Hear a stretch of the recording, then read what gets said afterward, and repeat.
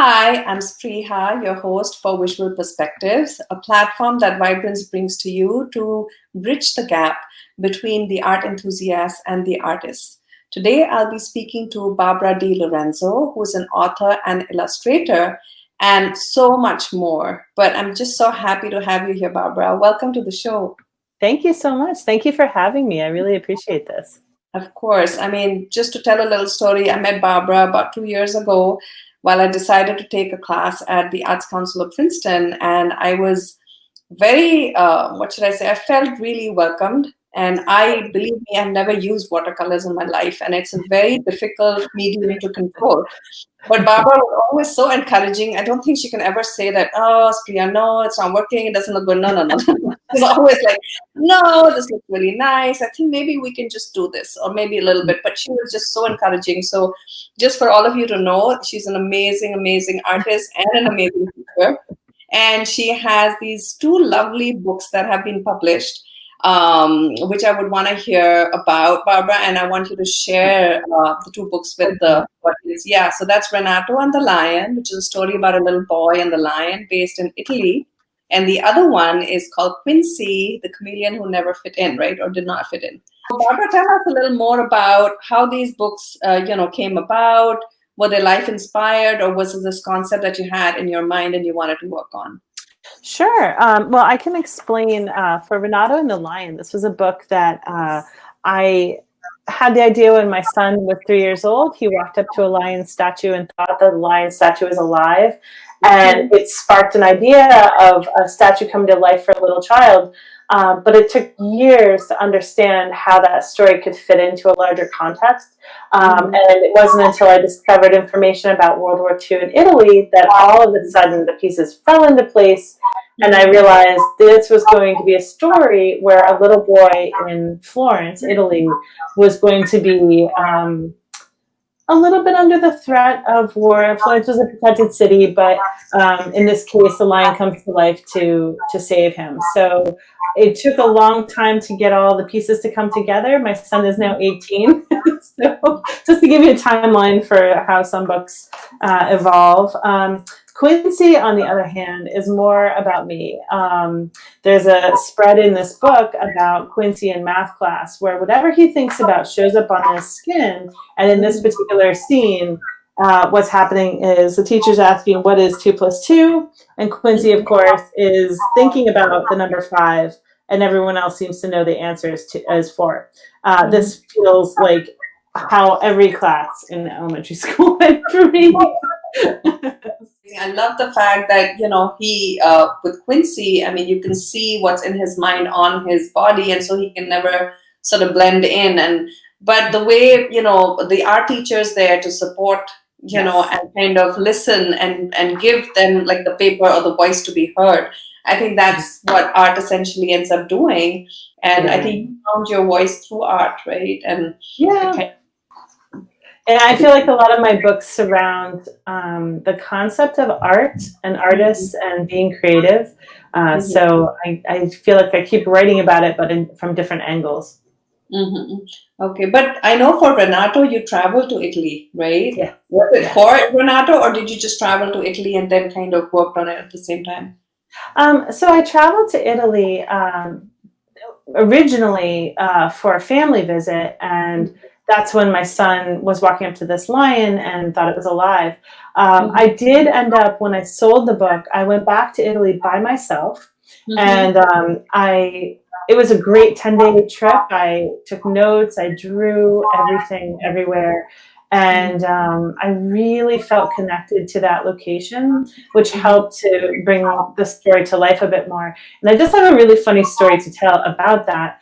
When I went to pay my bill, I was staying in a nunnery, I guess, and I had registered online with a credit card, but I didn't notice the small print that said, you need to pay in cash when you depart. And I had been winding down my cash supply of euro. And so when I went to pay the bill, they said, I'm sorry, we need cash. And I had nothing. I had like 30 euro left. And so I withdrew money from the bank, but it wasn't quite enough, and they wouldn't let me withdraw anymore. So I stood in front of these nuns with nothing. I had some clothes and books and sketches, and I pulled out a painting, and just sort of a Hail Mary attempt. I was like, is this okay? And they accepted the painting as the compliment to the payment of, whatever else I'd scraped together. And I thought, only in Italy, only in Italy would they let me paint a painting. That is really beautiful. That just shows that humanity exists and kindness is there, and Yeah. art is valued because you were very pure and you genuinely tried and you failed. So there was Yeah. art in you, right? That's Yeah. amazing. Yeah. Um, Tell me about the book that you're working on right now. Is there a project that is underway? Yes, there is a project underway. I'm working on a story about a young Leonardo da Vinci. I'm just trying to get some of my sketches here. So I'm working on this graphic novel. Oh, it's a little too bright to be able to see. So I have just a couple sketches that are really, really rough. But the idea of this story is from a biography that I had read. My son actually put it into my hands. He's like, "Mom, you really should read this." And it has to do with the fact that Leonardo was born into a family where the parents weren't married, and he lived with his mother for a little while. Then she got married and then couldn't afford to have him there. So he moved on to his paternal grandparents. He couldn't go to school because his parents weren't married. And he was homeschooled by his uncle. And then he ended up, when his grandparents passed away, he went to work in an artist studio. So he was sort of bumped around a little bit here and there. And then he found this space where, actually, this was really one of the only career options open to him, was becoming an artisan. And so in my story, this is the place where he finds family.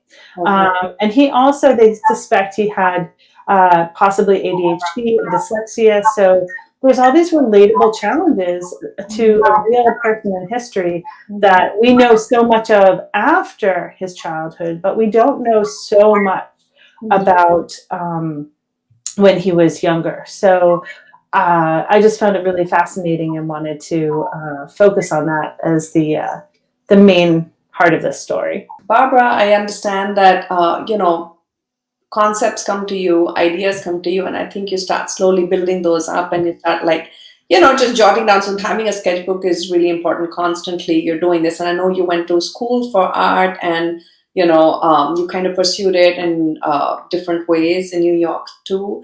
Tell me something about how you feel about art as a career. For these kids who are growing up, a lot of people are a little hesitant. Some kids are, of course, really passionate and they don't care, and they're going to say, "I'm going to do this anyhow." But truly, from your experience, what is the advice that you can give, or what you have gathered over the years? Sure, certainly, I'd love to speak to this. The teaching I've done in the last few years, I've seen artists from age 2 all the way to over 100. And so with that spread, I see people that are different phases of their skill development. And I also see people either about to step into an artistic life or coming back to an artistic life, maybe after another career. And from my own experience going to art school and then being a graphic designer for a little while and then switching back into illustration and teaching painting, my best advice is, if you are really passionate about being creative, there are some careers today that are able to support you and make money, and that's fantastic. And then there are some that are harder. But I would say it's worth investing your entire self in your creative life, because if you wander down a path that is more stable and financially secure, but it is not creative, there will always be this pull.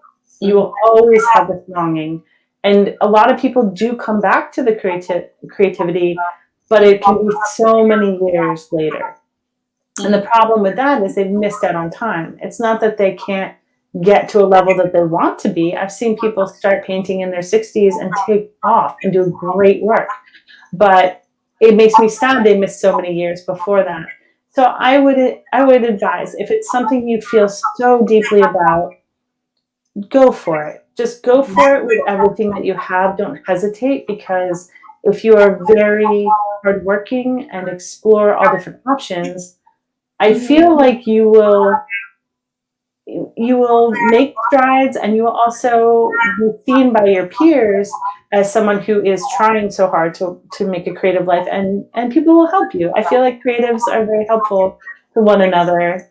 So I really understand the struggle. I'm a mom. I have an 18-year-old who is applying to colleges, only art schools actually, and the college cost today is prohibitive. It is, even with scholarships. He just heard back from one school. They offered him a nice scholarship.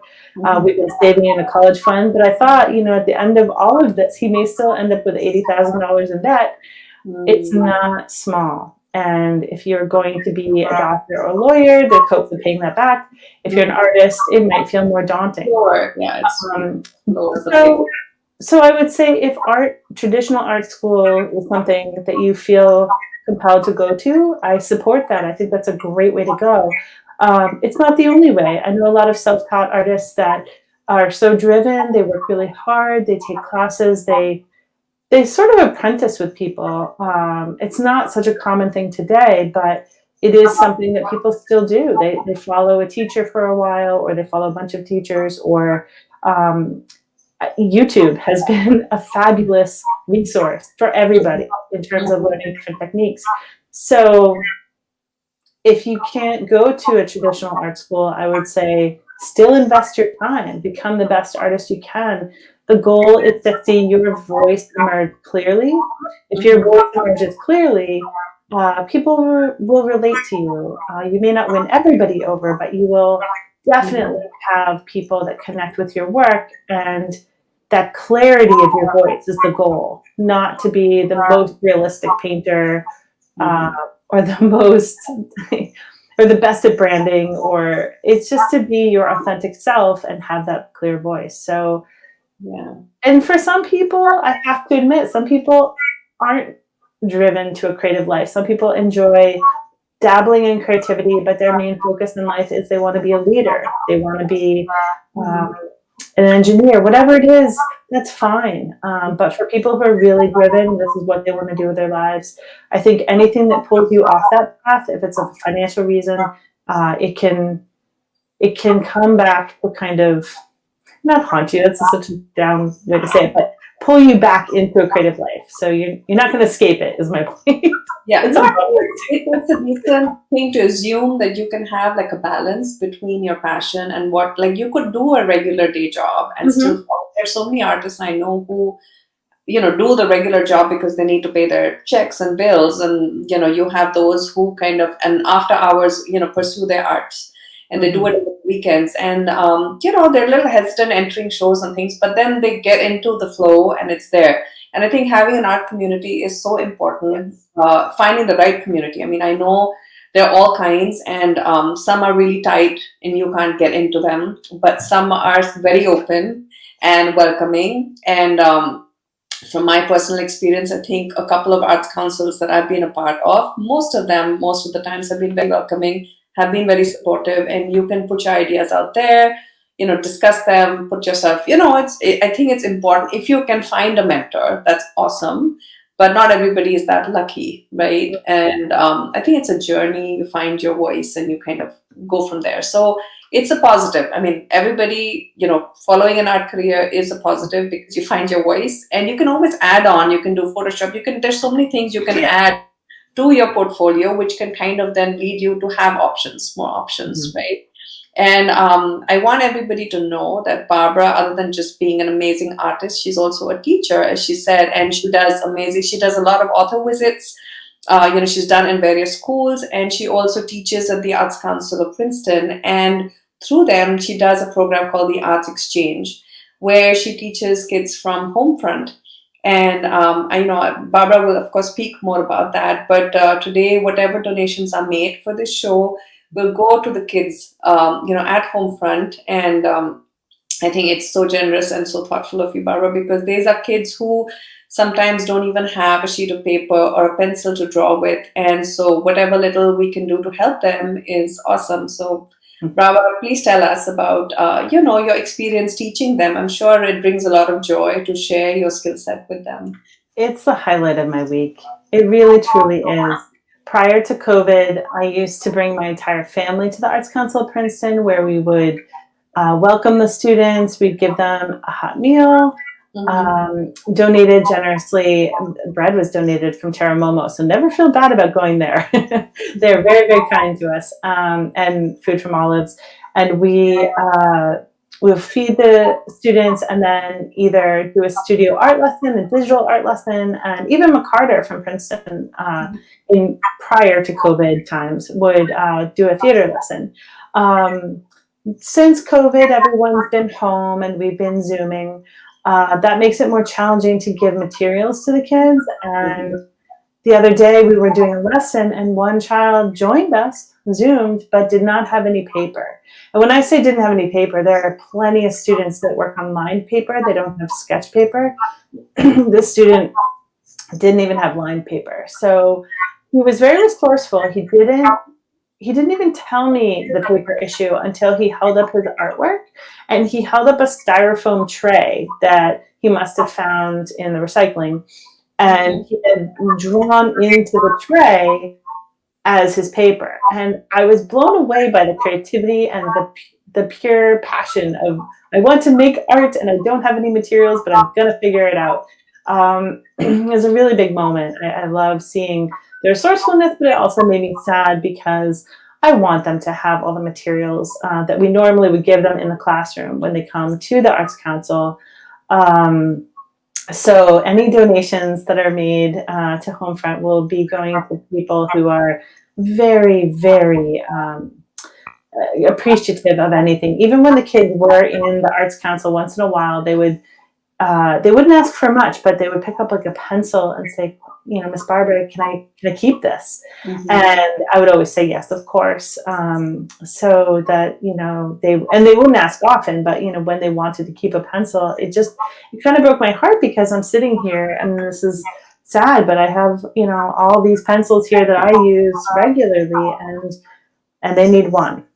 So that's something I think about, but I've also been on the other end of that where I've been short of supplies and money, and I've reached out to my art community recently. In the past few years, I had a need to replace all the watercolors in my palette, and I posted on social media, are there any artists that want to barter? I'll give you some art materials if you have any watercolors. And I could not believe the generosity. People mailed me tons of watercolors they weren't using. Some even bought me new watercolors. So I feel like the arts, the creative life, you know, it might not always be full of money, but is full of people who really care and help each other. So that's a very important aspect of the creative community to me. Yeah, no, it's very inspiring, Barbara, and it's just amazing all that you do, just putting yourself out there with your skill set. I mean, she teaches free classes at the Princeton University. They were doing drawing classes through COVID, and I've taken a few myself. It's really rewarding to just sit down with pencil and just draw because it relaxes you, it calms you. And I know that you might be starting the series again in February. So, you know, other than just being an author and, you know, focusing on what you need to do, you also put yourself out there. So art's not about just yourself. It's all about being a part of the community, giving back, trying to do what you can to bring that smile, you know, on a child's face, on an adult's face. It's your time, you know, to just relax. So, you know, I'm so glad that we got to talk. And today, Barbara's gonna be doing a special workshop for us, you know, illustrating a graphic novel. And we would love for you to, you know, go through the workshop and make your own little novels. And if you want, you can share them with Barbara via email. And she can always send you feedback. She also takes private lessons and she teaches, I mean, as of now, of course, via Zoom. So if you're interested, please reach out. Barbara, thanks again for sharing your stories with us. It was amazing. Thank you, Spriha. Of course.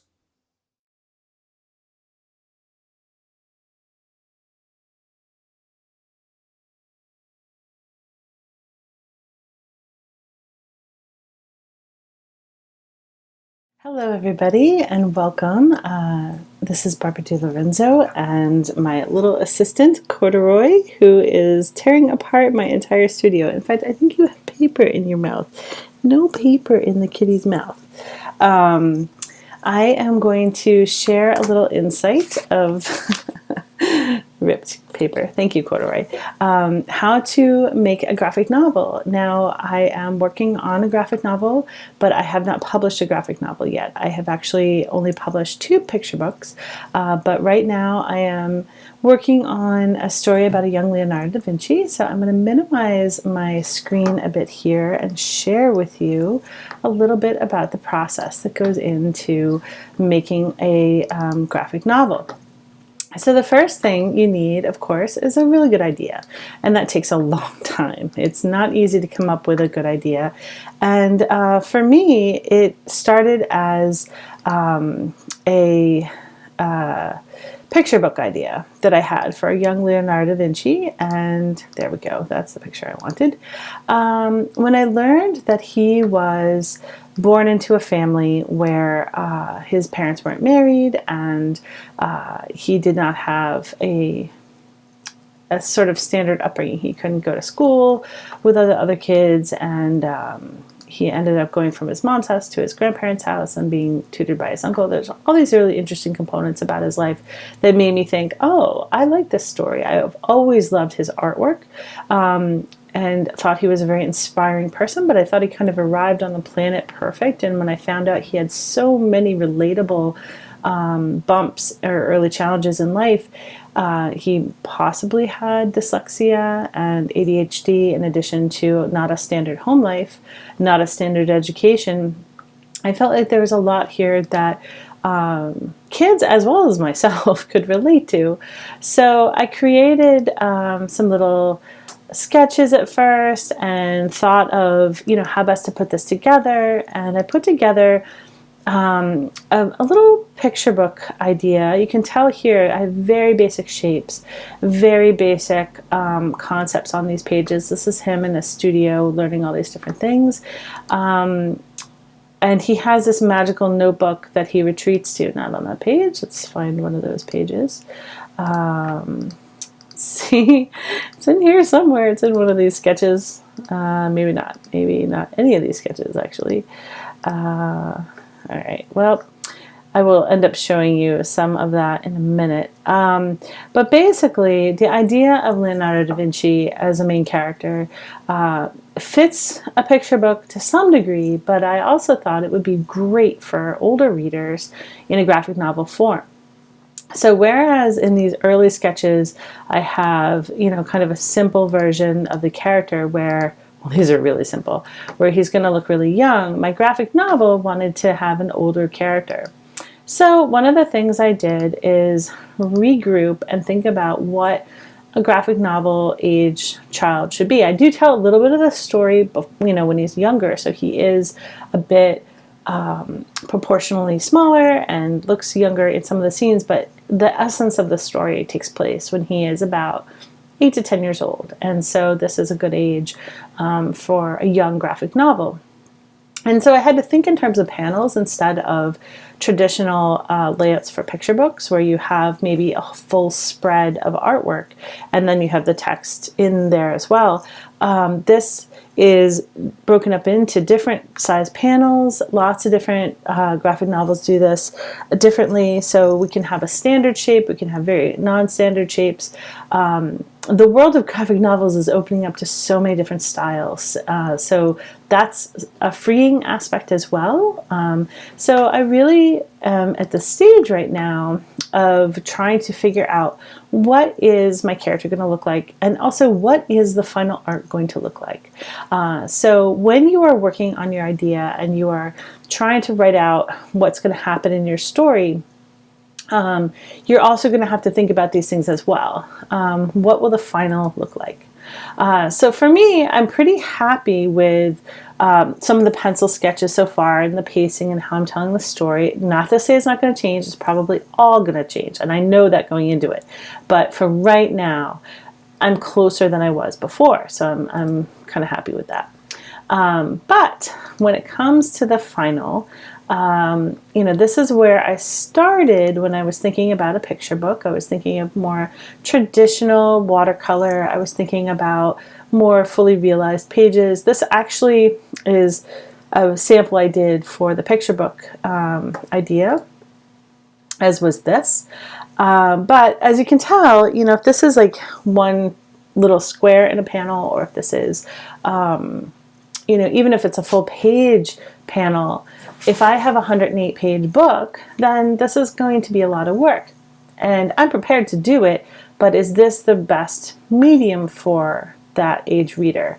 Or is this something that I need to reconsider? So that's the stage where I'm at right now. And I want to kind of invite you into that process just so you can see, some of what I've been up to. So the first thing that I had to do was find a panel that I wanted to try. So this is a sketch I did of someone from Verrocchio's studio showing what the studio space looks like to Leonardo for the first time. And so he's coming into this space and seeing all these people working. At the same time, he's also saying goodbye to his father, who he hasn't had a big relationship with, and he actually doesn't really know at this point what to think of all of this. So it's kind of a complicated scene. So that's why I've decided to zoom in on Leo's expression for the part where he starts to say goodbye to his father. I do want to show you really quickly what one of the examples, I think it's under source, the guild setting. This was really interesting when I was trying to figure out what a space would look like for Leonardo to walk into. I researched Renaissance Italy and what different guilds and studios look like. And I found a whole bunch of different ones, but this one really captured my attention. And as you can tell, it looks an awful lot like what I drew here. I moved the door over. I still have a table and I have people around there, but I kept the window, but I moved it over slightly. But the idea of all these people around, and there's one person in the middle painting a big picture, I thought this was really a great example of what to include. And I would put, since this is about a real person, I would put in the back of the book an example of this picture to say this influenced my picture. Normally we don't want to copy other people's artwork, but in this case I'm pulling an example from hundreds of years ago and showing it in the book in a way that kind of honors it and says, this is where this came from. So I actually set aside the original image here when I did the painting, and I'll show you what the painting looks like, and then I'll show you the process of doing it as well. So that was a source on that.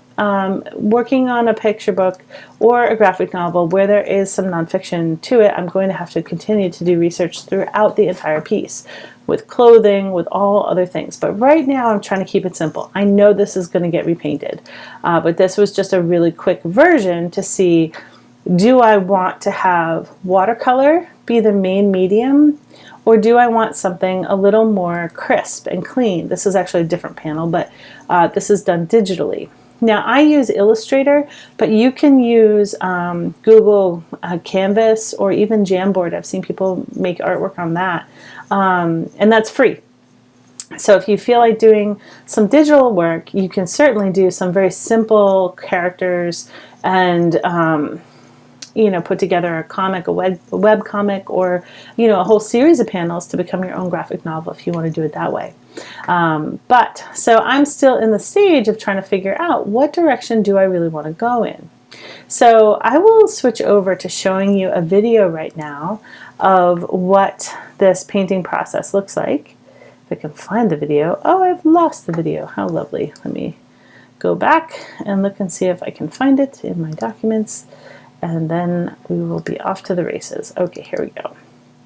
So here is this demonstration video where you will get to see my cat, Corduroy, jumping around as I am working, which is cute-ish, but not while I'm working. So I sped this up. This probably took me about an hour and a half to take a drawing and trace it and then add watercolor to it. But I sped it up so that I can show you really roughly what the process is. And so once I've talked about getting the idea, I've talked about doing all these sketches, and at this point I'm testing out what does it look like when I transfer it onto watercolor paper, and does that work?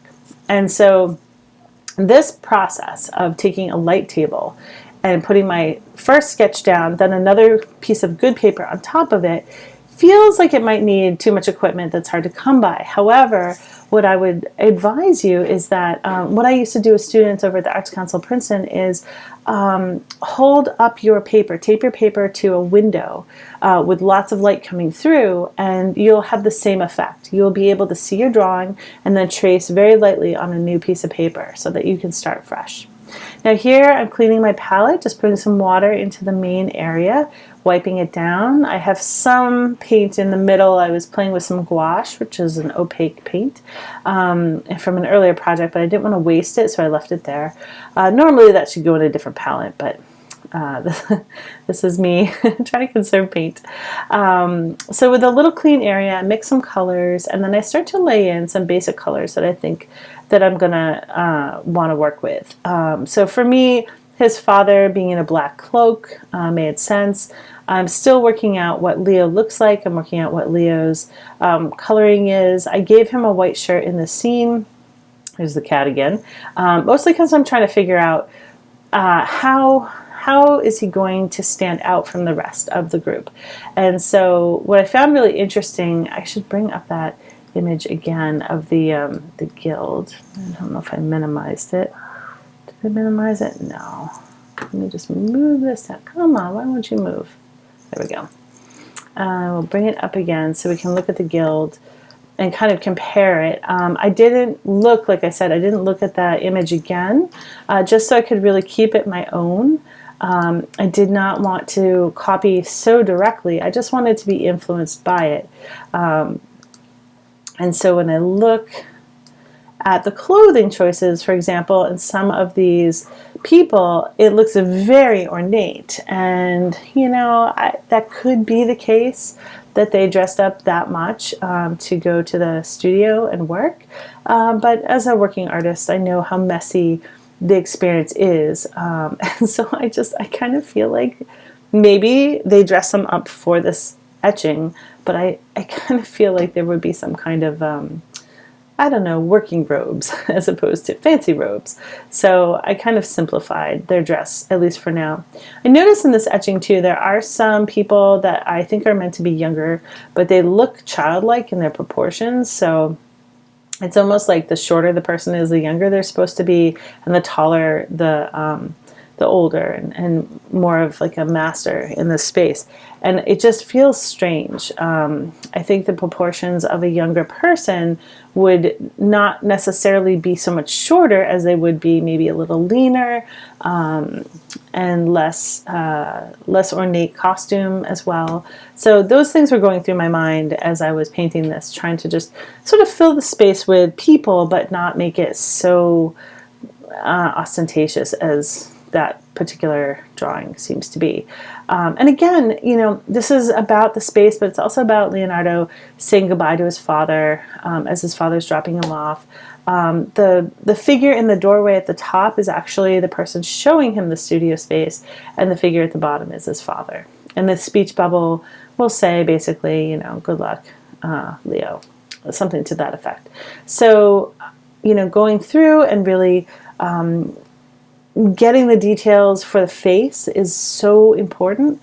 That's another reason why I wonder if it should be digital or watercolor, because I want to be able to make little adjustments, and watercolor paper is very famous for allowing some slight adjustments but not a whole overhaul. So I'd have to redo pieces as I go if I make mistakes. So that again is, whoops, I didn't mean to make that full screen, sorry. That is the video version of what is, I'll just pull up one more time, this version. I just took a quick photographs you can see.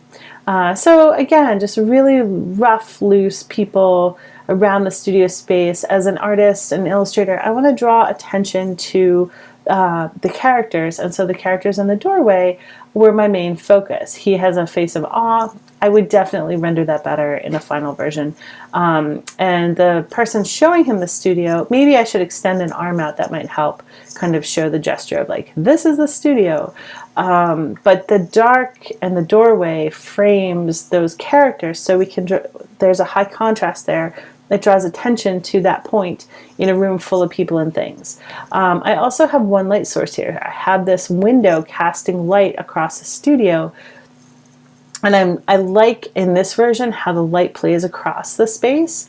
I feel like in the original etching, there's such a high level of detail that the light seems to be coming from all directions compared to in the watercolor. So I want to keep that softness and the light kind of filtering in. I'm not sure about the lighting in the bottom two panels, so that would be something to work on the next time. So I guess what I'm trying to say is that through this process of sketching and painting and trying things over and over, it's really important to know that this is going to be a long process. If you're really trying to get something out there published in the world, you're going to need to redraw and redo things kind of often.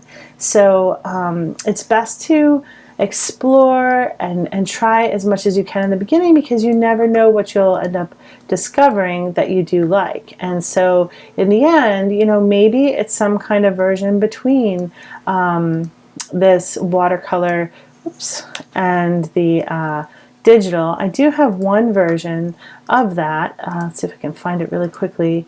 Where, let's see. Yes, this is it. This is a very quick version I did just to see how it works, to put in a watercolor base and then the digital lines above. And so I just grabbed the digital lines from the one on the right, and then I plunked it right on top of the other one. It's not a perfect match. The faces aren't very consistent yet, but the idea is, you know, maybe it's a hybrid.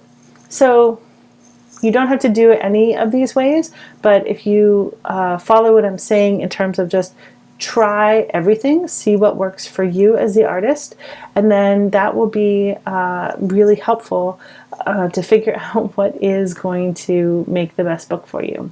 I do hope that everyone feels free to send in your examples of your graphic novels. And if you want feedback, I'm more than happy to give feedback and advice, tips, anything I can do. But like I said, Google Canvas and Google Jamboard have been really easy to use digital programs that you can draw with pretty easily. I've seen a lot of students work with those.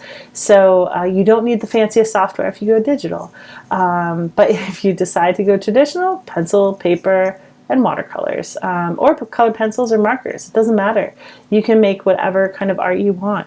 I hope this helps. I hope everyone enjoyed it. And thank you for listening to me. And I look forward to seeing your books in print.